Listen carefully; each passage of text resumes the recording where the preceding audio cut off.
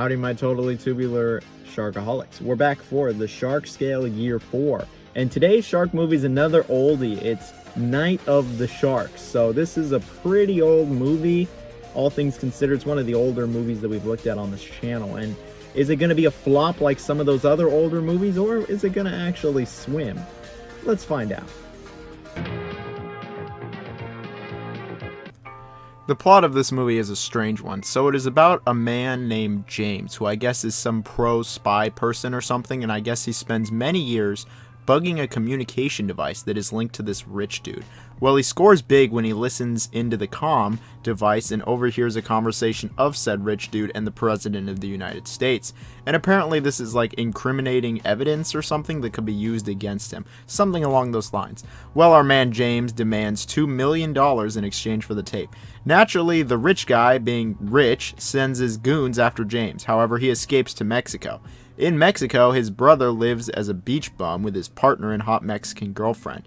And well, the rich guy is sending his goons to Mexico to go hunt them. The plot of this movie is a little different from the normal shark movie, but it's not different enough to where I'd say it's original or all that unique. The way the plot progresses and pans out is pretty standard, and really there was no parts of the movie where I was shocked or totally didn't expect that to happen. There's just nothing surprising for this movie, and maybe I've seen too many of these movies, but I thought this movie played it really safe and was really basic for the most part. All of the characters are pretty one note, nobody really has much depth, and nobody really grows by the end of it. The characters just kind of exist, and they're not quirky, memorable, or even weird. It was a very standard affair, and everyone was pretty generic, all things considered.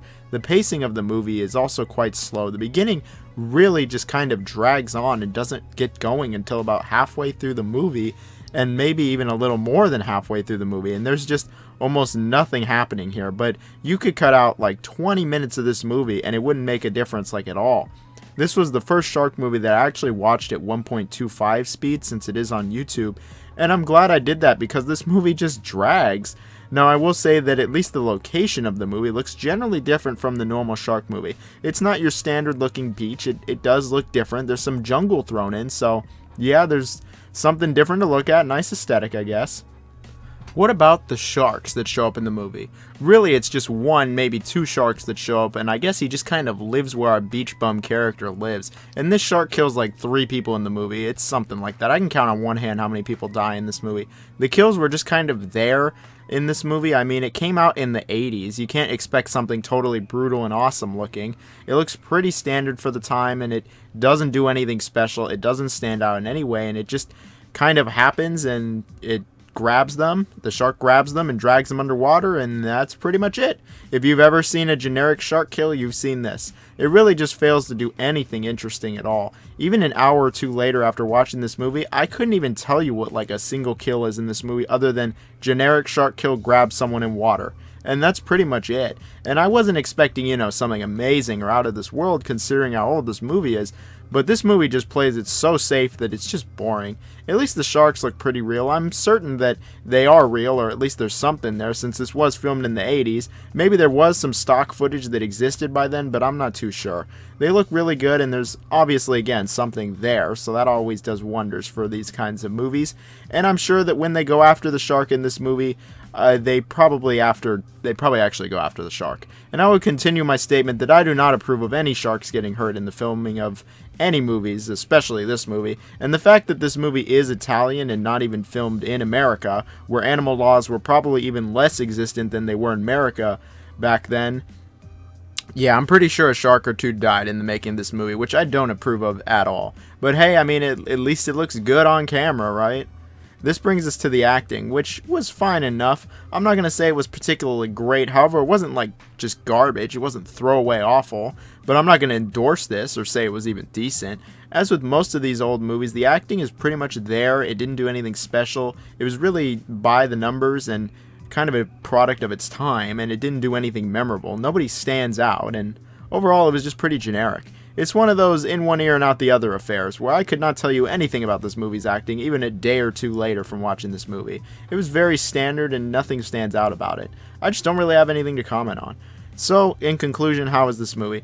This movie is not very good. Now, this movie isn't terrible. It's not a disaster. There's nothing truly awful with it when it comes to a film. It's not confusing as hell. The acting isn't terrible, and the special effects aren't god-awful. But this movie really just fails to do anything interesting at all. It doesn't do anything terrible, but it doesn't do anything very good either. It just leads to a very mediocre, boring time. It was clearly just kind of here in the wake of Jaws, and while it does sort of try to do its own thing, it just totally fails to be even slightly interesting, with very subpar acting, fine enough special effects, and a pretty bland story. This movie was really putting me to sleep more than anything else. I didn't want it to end immediately. It wasn't that bad, but I certainly couldn't have cared at all what happened in this movie. The only thing that I would say was really not good, truly the worst part of the movie, was the pacing. That pacing is just... it's not good. It takes way too long to build anything up. The characters aren't interesting, and really it's just not engaging, and I was just falling asleep. I'm really glad that I sped this movie up even a tiny bit, because it just kind of drags on, and it's not even that long. The movie absolutely is a product of its time. There's no reason to watch this movie at all in 2021, and there wasn't really any reason to watch this movie back when it came out. Have you seen any other shark movie? Literally any other shark movie at all? Okay, you have. So you basically seen this movie, and you can guess what's going to happen the entire movie. There's no reason for you to see it now. I didn't want to like bleach my eyes out after this, but I honestly just felt like I wasted my time watching this movie. And despite the fact that it wasn't a total piece of shit that I wanted to set on fire, any movie that makes me feel like I wasted my time gets the same score as that. It gets a 1 out of 5 on the shark scale.